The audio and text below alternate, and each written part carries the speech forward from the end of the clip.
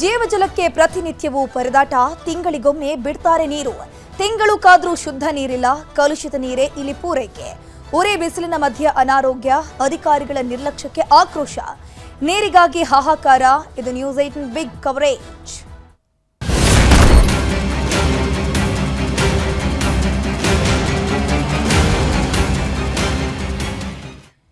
ಈ ಗ್ರಾಮಗಳಲ್ಲಿ 20 ದಿನಕ್ಕೊಮ್ಮೆ ನೀರು ಪೂರೈಕೆ ಮಾಡಲಾಗುತ್ತೆ. 20 ದಿನಕ್ಕೊಮ್ಮೆ ನೀರು ಬಂದ್ರೆ ಬದುಕೋದಾದ್ರೂ ಹೇಗೆ? ಅಧಿಕಾರಿಗಳೇ, ಜನಪ್ರತಿನಿಧಿಗಳೇ, ಏನಿದು ಅವ್ಯವಸ್ಥೆ?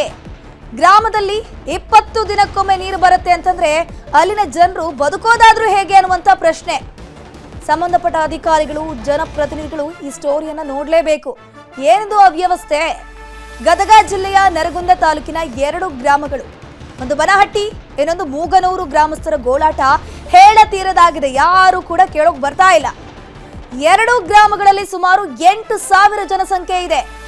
ಬರೋಬ್ಬರಿ 8,000 ಜನರಿಗೆ 20 ದಿನಕ್ಕೊಂದ್ಸತಿ ನೀರು ಬರುತ್ತೆ. ಮಲಪ್ರಭಾ ನದಿಯ ಮೂಲಕ ನೀರು ಸರಬರಾಜು ಮಾಡಲಾಗುತ್ತೆ. 20 ದಿನಕ್ಕೊಮ್ಮೆ ನೀರನ್ನ ಪೂರೈಸುತ್ತಿದ್ದಾರೆ ಗ್ರಾಮ ಪಂಚಾಯಿತಿಯ ಅಧಿಕಾರಿಗಳು. ಪೂರೈಕೆ ಮಾಡೋ ನೀರು ಕೂಡ ಸಂಪೂರ್ಣವಾಗಿ ಕಲುಷಿತವಾಗಿ ಬರ್ತಾ ಇದೆ. 8,000 ಜನರು 20 ದಿನಕ್ಕೊಂದ್ಸರ್ತಿ ಬರುವಂತ ನೀರಿನ ಮೇಲೆ ಡಿಪೆಂಡ್ ಆಗ್ಬಿಟ್ಟಿದ್ದಾರೆ. 20 ದಿನಕ್ಕೊಮ್ಮೆ ನೀರು ಬಂದ್ರೆ ಹೇಗೆ? ಒಂದ್ ಕಡೆ ಕಲುಷಿತ ನೀರು, ಅನಾರೋಗ್ಯಕ್ಕೆ ತುತ್ತಾಗ್ತಿದ್ದಾರೆ ಅಲ್ಲಿನ ಗ್ರಾಮಸ್ಥರು. ಜನಪ್ರತಿನಿಧಿಗಳು, ಅಧಿಕಾರಿಗಳ ವಿರುದ್ಧ ಜನರು ಹಿಡಿ ಶಾಪ ಹಾಕ್ತಿದ್ದಾರೆ, ಆಕ್ರೋಶನ ವ್ಯಕ್ತಪಡಿಸ್ತಾ ಇದ್ದಾರೆ. ಜನಪ್ರತಿನಿಧಿಗಳನ್ನ ನಾವು ಆಯ್ದು ಚುನಾವಣೆಯಲ್ಲಿ ಮತ ಹಾಕಿ ಕಳಿಸ್ಕೊಡ್ತೀವಿ. ಯಾಕೆ? ನಮ್ಮ ಗ್ರಾಮಗಳ ಸಮಸ್ಯೆಯನ್ನ ಬಗೆಹರಿಸ್ತಾರೆ, ನಮ್ಮವರು ಅಂತ ಹೇಳ್ಕೊಂಡು ಕಳಿಸ್ಕೊಟ್ಟಿರ್ತಾರೆ. ಹಾಗಾದ್ರೆ ಈ ಸಮಸ್ಯೆ ಬಗ್ಗೆ ಗ್ರಾಮಸ್ಥರು ಏನ್ ಹೇಳ್ತಾರೆ, ಬನ್ನಿ ನೋಡ್ಕೊಂಡ್ ಬರೋಣ. ನರಗುಂದ ತಾಲೂಕಿನೊಳಗೆ ಒಟ್ಟು 13 ಗ್ರಾಮ ಪಂಚಾಯತಿಗಳಿದಾವೆ.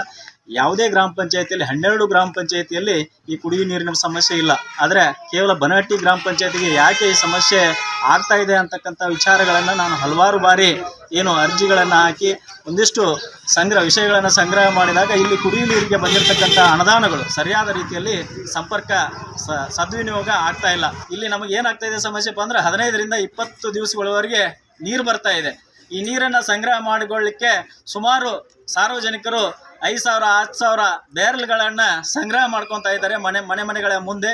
ಇದರಿಂದ ಏನಾಗ್ತಾ ಇದೆ, ಜಾಸ್ತಿ ನೀರನ್ನು ಸಂಗ್ರಹ ಮಾಡಿದರೆ ಅದರಲ್ಲಿ ನೀರಿನಲ್ಲಿ ಹುಳುಗಳ ಸಂಖ್ಯೆ ಜಾಸ್ತಿ ಆಗ್ತಾ ಇದೆ. ಇದರಿಂದ ರೋಗಾದಿಗಳು ಕೂಡ ಹೆಚ್ಚತಕ್ಕಂಥ ಸಂದರ್ಭ ಜಾಸ್ತಿ ಆಗ್ತಾ ಇದೆ. ನಮ್ಮಲ್ಲಿ ನೀರಿಂದು ಸಮಸ್ಯೆ ಭಾಳ ಆಗೈತೆ ಸರ್. ಈಗ ಬೇಸಿಗೆಲಿಂದ ಮೊದಲಾದರೂ ಹಿಂಗೈತ್ರಿ. ಆದ್ರೆ 15 ದಿನ 20 ದಿನ 25 ದಿನ ಮಠ ನೀರು ಬರೋದೂ ಇಲ್ಲರಿ. ಆಮೇಲೆ ಪ್ರತಿ ಒಂದು ಕೊಡ ನೀರು ತರಬೇಕಾದ್ರೂ ಪಾಳೆ ಹೆಚ್ಚೆಚ್ಚು ತರಬೇಕು. ನೀರಿನ ಸಪ್ಲೈಮೆಂಟು ಸರಿಯಾಗಿಲ್ಲ. ಇನ್ನೊಂದು ಚಿಕ್ಕನರಗುಂದ DBTಲಿಂದ ಅವ್ರೊಂದು ಪ್ರಾಬ್ಲಮ್ ಗ್ರಾಮ ಪಂಚಾಯತ್ ಅವ್ರು ಏನು ಹೇಳ್ತಾರಂದ್ರೆ, ಒಂದು ದಿನಕ್ಕೆ 4 ಲಕ್ಷ ಲೀಟ್ರ್ ನೀರು ಬಿಡ್ತೇವೆ ಅಂತ ಅವ್ರು ಹೇಳ್ತಾರೆ. ಇಲ್ಲಿ ಬಂದು ಸಂಗ್ರಹ ಆಗೋದು 2,80,000 ಲೀಟ್ರ್. ಹಂಗಾರೆ ಇನ್ನು 1,20,000 ಲೀಟ್ರ್ ಎಲ್ಲಿ ಹೋತಂತ ನಮ್ಮ ಪ್ರಶ್ನೆ. ಆಮೇಲೆ 20 ದಿನ ನೀರ ಇಲ್ಲ, ಏನು ಕುಡಿಬೇಕ್ರಿ ನಾವು? ಮತ್ತೆ ಇಲ್ಲಿ ಅವ್ರು ನೀರು ಬಿಡಲ್ಲಮ್ಮ ನಿಮ್ಗೆ? ನೀರು ಎಲ್ಲಿ ಬಿಟ್ಟೆ ಇಲ್ರಿ, ಅಲ್ಲಿ ಇಲ್ಲಿ ಹೋಗಿ ಕೂಡ ತರೋದು ಕುಡಿದು ಮಾಡಾಕ್ತೀವಿ. ಇಲ್ಲಿ DBT ನೀರು ಬರಲ್ವಾ? ಇಲ್ರಿ, ಬಂದೇ ಇಲ್ರಿ. ಜಾಸ್ತಿ ನೀರು ಬರಲ್ಲ. ಜಾಸ್ತಿ ಬರೋದು 20 ದಿನದ ಮೇಲೆ ಆಯ್ತು ನೋಡ್ರಿ ನೀರು. ಬೋರ್ ಐತ್ರಿ, ಸೊಳ್ಳೆ ನೀರು, ಅಲ್ಲೇ ಹೋಗಿ ಹೋಗಿ ಅಂತ ನೋಡ್ಕೊಂಡ್ ಬರೋದು. ಇಲ್ಲಿ